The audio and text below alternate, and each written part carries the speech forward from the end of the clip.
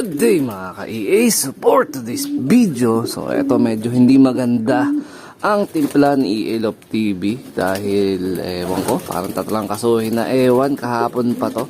Gawa siguro ng paiba-ibang panahon, tapos pagod kasi magkasunod na recognition at graduation ang naganap namin nitong nakaraang araw. Tapos bago pa yun syempre busy nga rin tayo.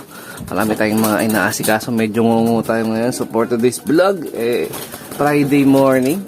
Loading day mamayang gabi. So sana mamayang gabi medyo gumaan-gaan ng bahagya yung pakiramdam ko. Actually hindi talaga dapat ako magbablog, pero gusto ko kayong i-update sa kalagayan ng ating warrior na si Natalia. Ayan, medyo nagkagulo pala dito. I-adjust natin ito. Natatanggal pa pala ito. Ayan.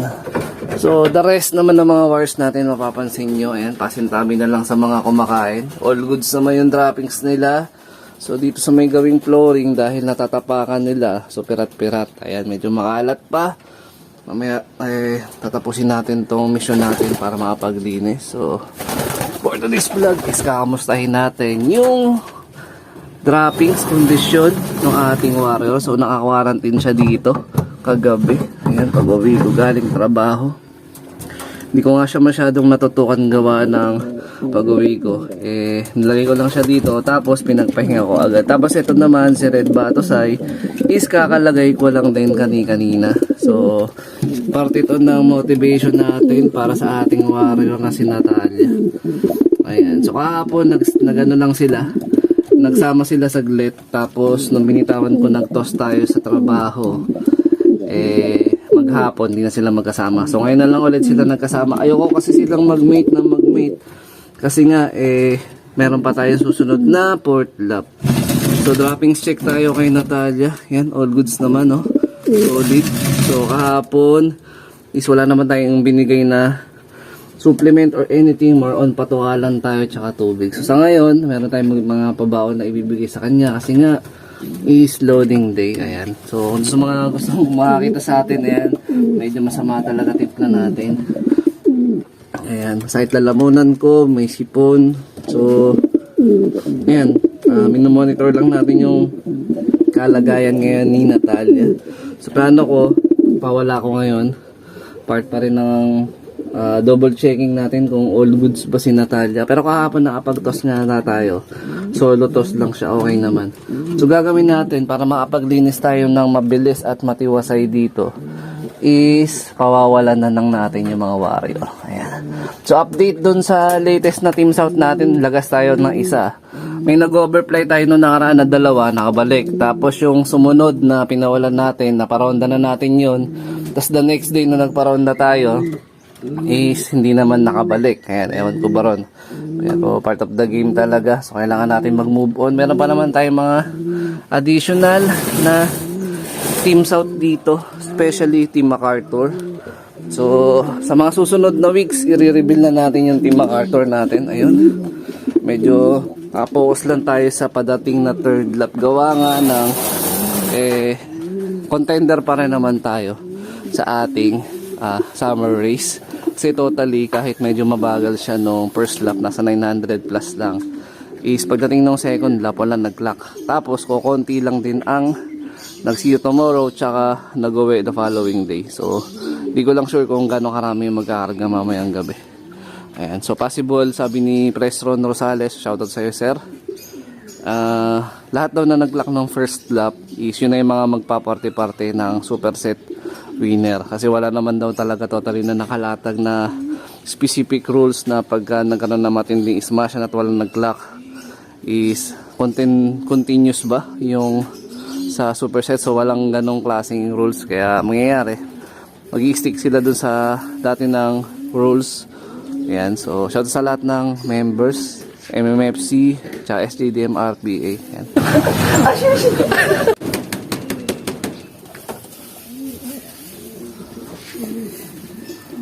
Pogi na nito. Lakas tapa. 75 years later. Time check, 7:30 AM. So oras na ng kain nila. Nagkakagulo na dito. Iba nating warriors, pumasok na ng kusa. Especially eto. Ayan no, grabe talaga si Natalia natin. So, meron tayong 4 out na rektang anak ni Natalia, cross dun kay Red Batusay. Yung pinaposter natin dito sa my breeding section. Ayan. Yung isa dito is susuksukan ko ng natitira ko na banded ng pang MacArthur. Yung isa available for out. So ito yung picture. Ayan, dahil nakokoberan nga nung breeder. Ayan, kapahita ko na lang yung picture. So first come first serve lang. Javier Leyte line. Yung mismong bloodline natin yan. Ayan, lahi ng Javier to. Lahi din to ng Javier. Ayan, kaya tiwala tayo sa mga linyada ng nililipad natin. Ayan, tapos mga stock bird natin, gutom na rin. No? Nandito na rin si Mr. Popo, yung ulay itim. Tapos yung binaklas natin na breeder, yung kapares niya. Ayan, si Alaska. Kain tayo. So, halos wala naman tayong binago mga kalapatid sa sistema natin. So, nagkataon lang kaya hindi tayo nakapagpaklak ng second lap. Gawa ng, talagang sadyang napaka-pangit ng panahon. Dilubyo, kung tawagin. No? So, buti na lang, yung survival instinct ng kalapati natin malabo pala yung video ko, talagang pulido. Kumbaga siguro nung mismong kasagsagan ng kalakasan ng ulan, nagkublian na yung mga ibon natin, o yung mga ibon na mga kalapatids din natin, yung mga nakapagpa-uwi. So the rest siguro malamang sa malamang nahuli na, pumukod na sa sobrang basa. So swerte tayo kasi isa tayo sa mga nakapagpa-uwi. Kahit see you tomorrow yung ibon natin. So mag-aarga tayo siguro mamaya mga bandang 8 or 9 ng gabi. Tapos possible hanggang mamaya lang na magkasama etong minomotivate natin na si Natalia tsaka si Red Batusay. Kasi ayoko pa silang mag-mate. Kasi nga Sunday yung sana maganda yung maging panahon sa linggo. Sana kung gaano kaganda yung panahon ngayon mga kalapatids, ganun din sa Sunday. Ibon natin mga pabatcher, mga pasaway natin. Pag hindi kayo pumasok, wala kayong chicha, bala kayo. Ayan na. Dito maglalagay na rin tayo dito ng pagkain sa sa mga stock bird natin. Ayan. Ito yung pakainan nila. Medyo tinatamad tayo ng pagkain nila. Kaya makakasama na lang sila muna dito. Ano ba to? Ayan.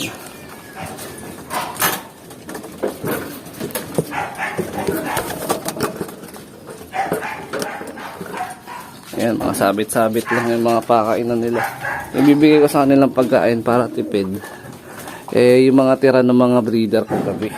Ayan, goods pa rin naman to. Nasala ko na yan, malinis. Para wala tayong sayang sa patuka. Ayan. Goods naman yung mga feeds natin dyan. The rest, ayaw pumasok, bahala kayo dyan. Pag di kayo pumasok, wala na kayong feeds mamaya, mga loko. So, monitor lang natin yung pagkain ni Natalia. And hopefully, maging maganda yung kakalabasan ng third lap natin para sa Sunday. Ayan. So, ako lang ang masamaan timpla sa ngayon. So, di ko sure kung makakapasok ako sa trabaho. Napakiramdaman ko rin yung sarili ko, pero kanina pa talaga totally masakit yung ulo ko. Actually kagabi pa. Ayan. Ayan, ang ganda ng panahon, no? Malayong malayo sa panahon nung second lap na halos maghapon nag-uulan hanggang kinabukasan. Ayan. Ayan, mamangana naman kumain si Natalia. Ito siya, katabi niya si Red Batusay.